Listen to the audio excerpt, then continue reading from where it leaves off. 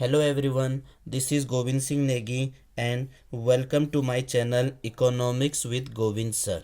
So student, this is the last part of the chapter Indian economy on the eve of independence. In the previous chapter, we have discussed about the timeline or chronological order sequence done during the period of the British rule.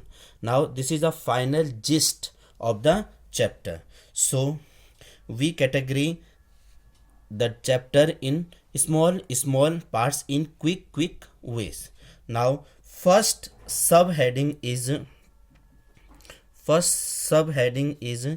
indian economy indian economy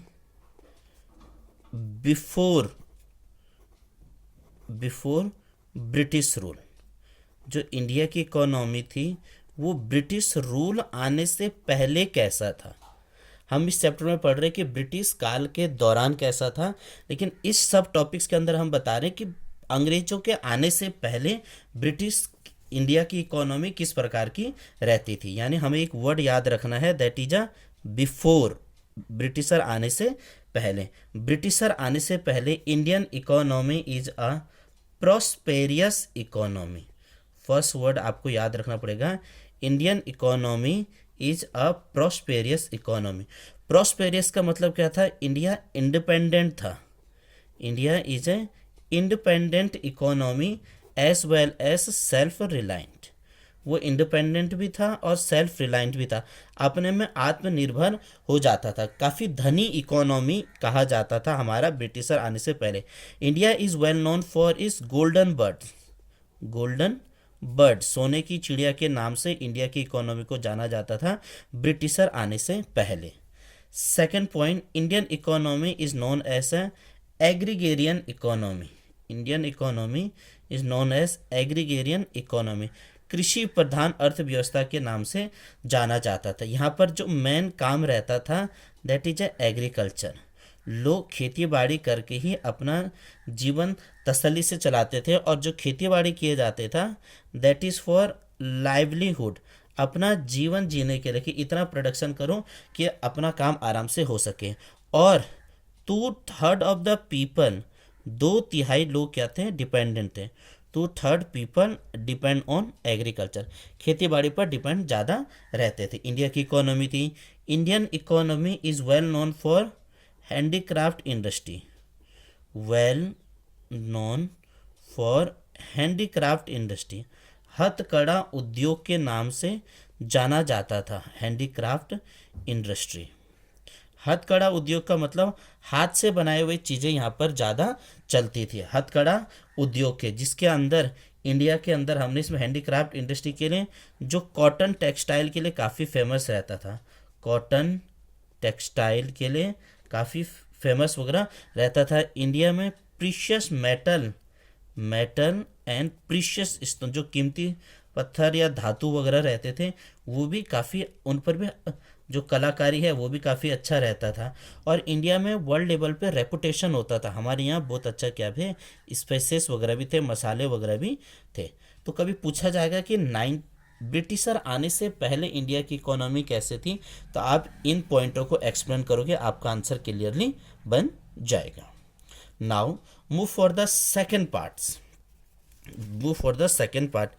अंग्रेजों के during British rule Indian economy कैसी थी. During British rule Indian economy कैसी थी.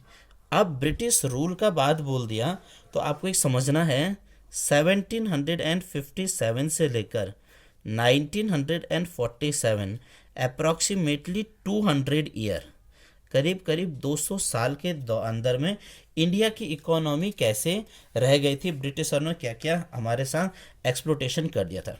तो India की economy कैसे बन गई थी, कॉलोनियल इकोनॉमी का मतलब हो गया औपनिवेशिक. मतलब यहाँ पर ब्रिटिशर जो थे वो कॉलोनी में आके बस गए थे, जबकि जो हमारा इंडिया था वो हम सबको पता है कि गांव में रहते थे, लेकिन ब्रिटिशरों ने क्या कर दिया, वो एक कॉलोनियल रूल पर रह गए, कॉलोनी बनाना यहाँ पर शुरू कर दिया। इंडिया की इकोनॉमी कैसे बन गई, that is a semi feudal economy, that is a semi feudal economy. Semi feudal economy मतलब दास की तरह हम यहाँ पर काम करने लगे। दो प्रकार से हमने सेमी फ्यूडल को दादा उन्होंने, एक तो आ गया फ्यूडल सिस्टम, दास प्रथा वाले सिस्टम शुरू हो गया, मजदूरों की तरह, दासों की तरह, गुलामों की तरह, दास या गुलामों की तरह हमने हमारे यहाँ से हमसे काम करवाया जाता था। और दूसरा इन्होंने क्या शुरू किया, कैपिटलिस्ट सिस्टम। कैपिटलिस्ट सिस्टम का मतलब हो गया पूंजी, पैसों पर वाली इकोनॉमी चला दिया कि हर चीज़ पैसों पर ही चलने लग गया था। ये हमारे लिए अगर हम ढूंढेंगे बाद में तो ये हमारे पॉजिटिव पॉइंट भी बन जाता है कि उससे पहले हम क्या थे, बार्टर सिस्टम वगैरह को चलाते थे, लेकिन अब हम बार्टर सिस्टम से आगे बढ़ के कैसे बन गया, कैपिटलिस्ट सिस्टम। थर्ड पॉइंट हमने बोला हमारी इकोनॉमी कैसी हो गई थी ब्रिटिशर के दौरान, that is a stagnant economy. कैसी हो गई थी, स्टैग्नेंट इकोनॉमी। स्टैग्नेंट का मतलब हो गया growth, growth but no growth, no या लिटिल ग्रोथ। बढ़ते तो थे लेकिन दिख नहीं रहा था कि हम काफ़ी तेज़ी से आगे बढ़ रहे हैं। हमारी जो इकोनॉमी थी वो एकदम रुक गई थी, आउटपुट वगैरह प्रोडक्शन वगैरह कुछ भी नहीं हो पा रहा था ब्रिटिशर के दौरान। हमारी इकोनॉमी हमने कैसे बोल दिया, that is a backward economy, पिछड़ी हुई अर्थव्यवस्था हो गई थी, बैकवर्ड इकोनॉमी। बैकवर्ड इकोनॉमी का मतलब हो गया हमारे यहाँ लो लेवल ऑफ प्रोडक्टिविटी हो रहे थे, लो लेवल ऑफ प्रोडक्शन भी कम होने लगे थे, और प्रोडक्टिविटी भी कम हो, उत्पादन वगैरह भी कम होने लग गए थे, क्योंकि ब्रिटिशर ने कभी हमारे यहाँ ध्यान ही नहीं दिया।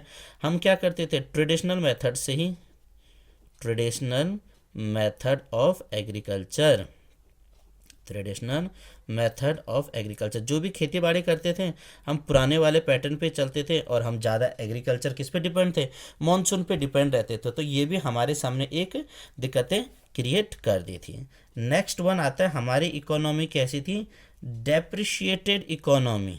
डेप्रिशिएटेड इकोनॉमी, डेप्रिशिएटेड इकोनॉमी का मतलब हो गया कि यहाँ पर हमारा चीज़ों का डेप्रिशिएट किया जाता है, डेप्रिशिएट किया जाता, मूल्यह्रास किया जाता कि कोई भी चीज़ें हैं हमें हमारी मूल्य की कोई वैल्यू नहीं थी।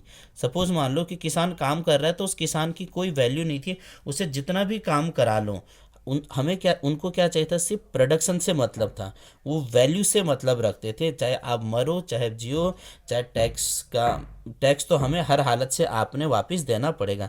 That is called depreciate economy. And the last one is, इसको थोड़ा समझना, एम्प्यूटेड इकोनॉमी। ये फंसता है कभी कभी एग्जाम में। हमारी इकोनॉमी कैसी थी, एम्प्यूटेड इकोनॉमी। एम्प्यूटेड इकोनॉमी का मतलब जो आपने हिस्ट्री में पढ़ा है, इनकी दो पॉलिसी ब्रिटिशर की बहुत अच्छी थी, that is divide and rule. Divide and rule policy को उन्होंने फॉलो कर रखा था भैया, बांटो और राज करो वाली नीति को उन्होंने फॉलो कर रखा था। ये हमारे डिवाइड कैसे करते थे, रिलीजन के हिसाब से, क्योंकि उन्होंने राज करना था, रिलीजन के हिसाब से, कास्ट के हिसाब से, जेंडर वगैरह के हिसाब से यहाँ पर बहुत सारा भेदभाव वगैरह किया जाता था। That is with in the period of British rule. जो 200 साल तक उन्होंने राज किया, तो हमारी इकोनॉमी कुछ इस हिसाब से बन गई थी।